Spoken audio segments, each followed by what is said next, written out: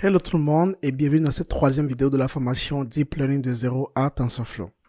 Jusque-là, nous avons appris dans la première vidéo un exemple d'apprentissage. Nous avons vu comment nous allons mettre les bases justement pour créer notre mini TensorFlow et pouvoir répondre à ce projet intéressant qui est de prédire les prix de maison en fonction des caractéristiques. Dans la deuxième vidéo, nous avons parlé de vecteurs, de matrices et ainsi de suite. Dans cette vidéo, nous allons parler d'un concept très important qui est le concept de dérivée. Alors, je pense que vous avez déjà appris la dérivée au lycée. Vous savez un peu c'est quoi la dérivée. La mathématique, ça ne vous dit peut-être pas trop. Et ne vous inquiétez pas, dans cette vidéo, nous allons justement expliquer le concept de dérivée de façon intuitive, avec du code, et comprendre pourquoi cela est très important et est vraiment le module, ou plutôt la partie la plus importante en fait de tout ceci, et comprendre pourquoi justement le calcul de dérivée peut optimiser en fait et rendre beaucoup plus rapide notre entraînement de modèle de machine learning ou de deep learning. C'est parti. Alors, si vous vous rappelez bien, dans la première vidéo, on avait créé cette courbe, en fait, qui était justement l'erreur en fonction des différentes W, des différentes possibilités de W qu'on avait. Et justement, on avait essayé ici, on avait commencé ici, on a essayé 4,9. C'est pas un bon résultat. 5,1 c'était bon. 5,2 et ainsi de suite, puisqu'on est trouvé 5,359 comme meilleur résultat. Mais on s'est posé la question de savoir, est-ce qu'il faut forcément essayer les deux valeurs de part et d'autre en fait, pour connaître en fait dans quel sens il faut aller. Ici, on a eu à faire 4,9 et 5,1 avant de trouver que 5,1 c'est le meilleur sens et on a continué dans ce sens-là. Est-ce qu'il n'y a pas un moyen de le savoir très tôt? Alors, ce moyen de le savoir, c'est la dérivée et ça joue un rôle très important dans notre manière de comprendre les réseaux de neurones et d'entraîner un réseau de neurones justement pour trouver le meilleur W. Puisqu'on a dit, entraîner un réseau de neurones, c'est de trouver le meilleur W ou les meilleurs W possibles. Mais tout d'abord, revenons au concept de fonction. Ok? Puisque nos modèles, en fait, c'est des fonctions.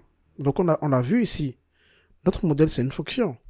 Et c'est cette fonction-là, on ajoute également une autre fonction. Bon, ça peut être une fonction également. Donc ça, on va dire que ça, c'est notre fonction erreur.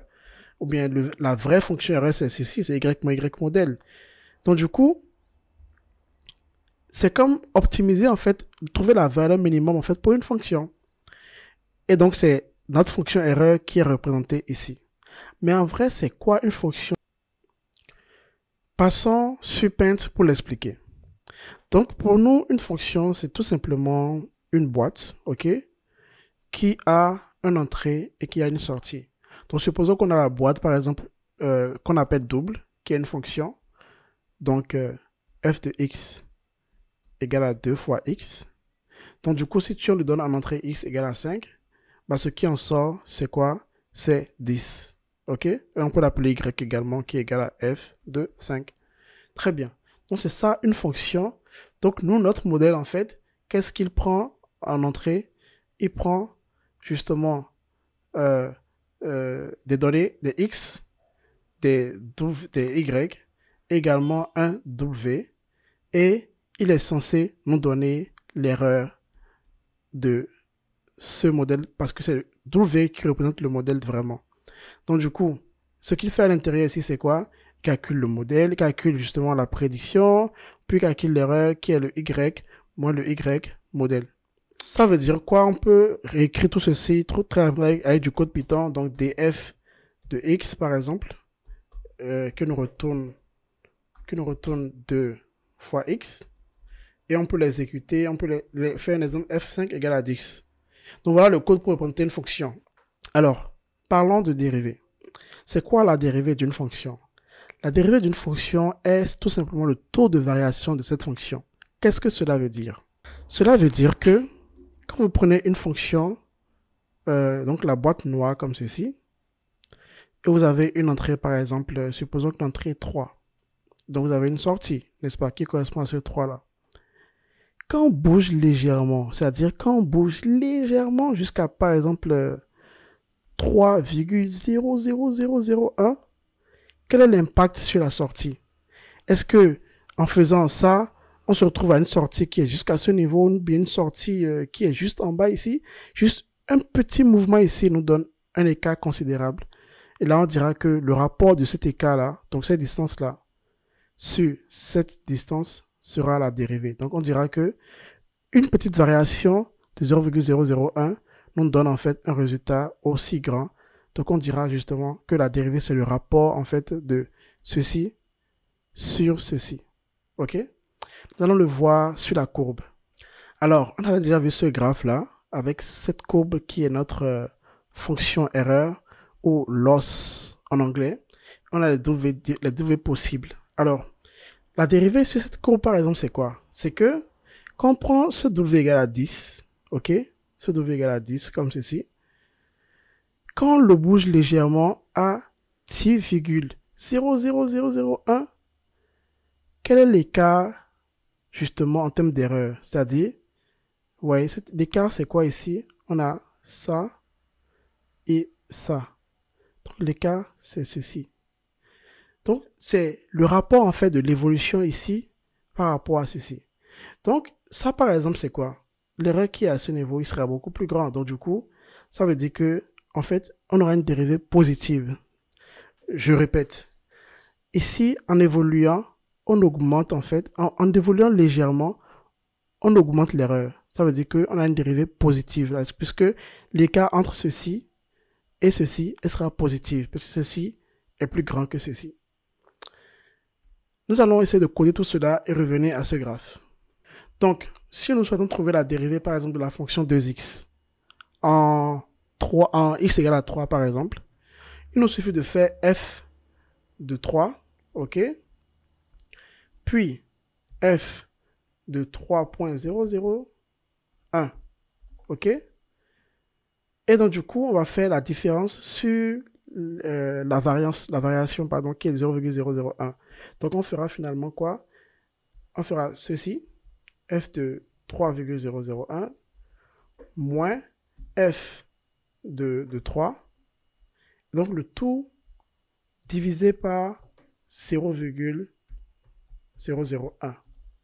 Et donc, du coup, vous voyez, c'est une valeur qui est très proche de 2.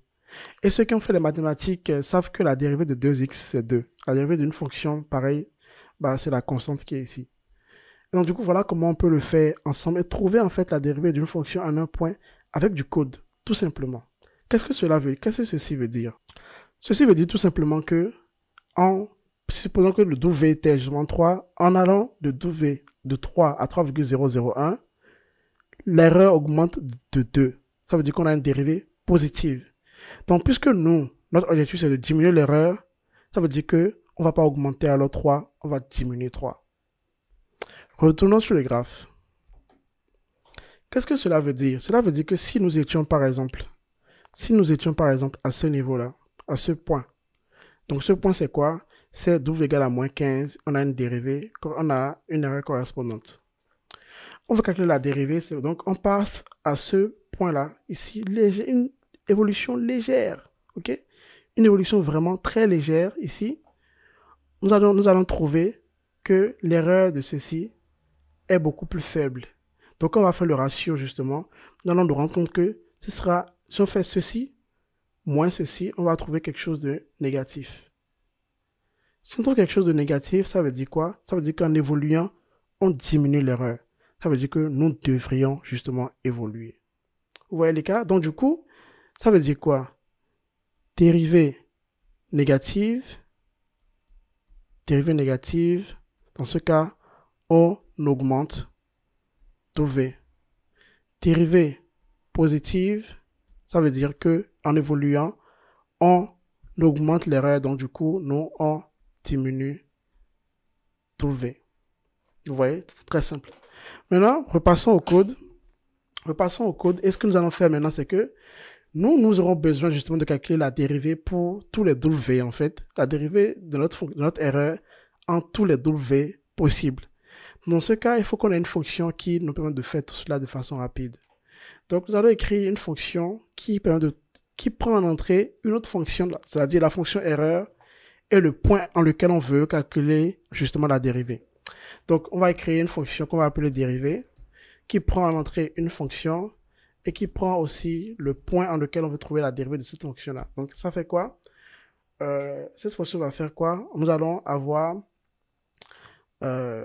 dérivée d de fonction df par rapport au d point, donc dérivée de la fonction par rapport à ce point-là, est égal à fonction en ce point, ok, plus 0,0001